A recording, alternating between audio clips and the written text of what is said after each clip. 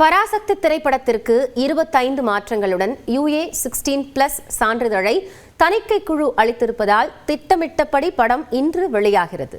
25 மாற்றங்களுடன் பராசக்தி திரைப்படத்திற்கு UA16+ சான்றிதழ் அளித்துள்ளது தணிக்கை குழு. அதன்படி தீ பரவட்டும் என இடம்பெற்றுள்ள காட்சிகள், வசனங்கள், சப்டைட்டில் ஆகியவை நீதி பரவட்டும் என மாற்றப்பட்டுள்ளன.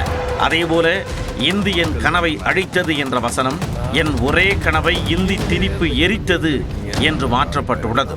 இங்கு யார் ஆண்டாலும் அண்ணாதுரைதான் இந்த நாட்டை ஆள்கிறான் என்று பொருள் என்ற பேரறிஞர் அண்ணாவின் கூற்று அடங்கிய 22 வினாடி வசனத்தை தணிக்கை குழு மொத்தமாக நீக்கியுள்ளது. இந்திய அரக்கி என்ற வார்த்தை அடங்கிய காட்சிகள் அரக்கி என மாற்றப்பட்டுள்ளதோடு இந்திய அரக்கி என எழுதப்பட்ட உருவ பொம்மையை எரிக்கும் 3 வினாடி காட்சி நீக்கப்பட்டுள்ளது. தேசவிரோத குப்பை, ஹிந்தி கத்துக்கிட்டு, பட்டு நூலா, கொடியில காய வச்ச துணி மாதிரி, வரச்சப்பாத்தி உட்பட பல வார்த்தைகளை மியூட் செய்துள்ள தணிக்கை குழு பல்வேறு கெட்ட வார்த்தைகளுக்கும் மியூட் கொடுத்துள்ளது.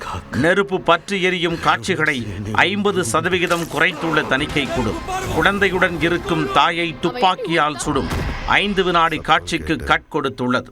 போஸ்டல் மணி ஆர்டர், UPSC தேர்வு ரத்து, ரயில்வே தேர்வுகளில் மொழியின் முக்கியத்துவம் அடங்கிய காட்சிகள் டிஸ்கிளைமருடன் அனுமதிக்கப்பட்டுள்ளன.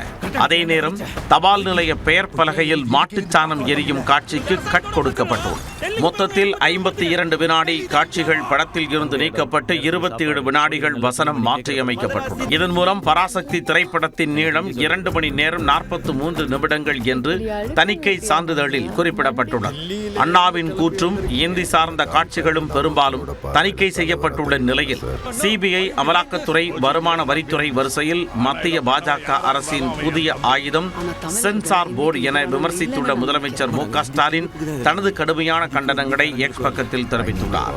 இந்நிலையில் தணிக்கை செய்யப்பட்ட காட்சிகளை சமூக வலைதளங்களில் வெளியிட்டு ப்ரமோஷனை தீவிரப்படுத்தியுள்ளது பராசக்தி படக்குழு. சென்சாரில் தீ பரவட்டும் என்ற வாசகம் நீக்கப்பட்ட நிலையில் பராசக்தி வெளியீட்டையொட்டி தமிழ் தீ பரவட்டும் என்று தனது X தளத்தில் பதிவிட்டுள்ளார் நடிகர் சிவகார்த்திகேயன்.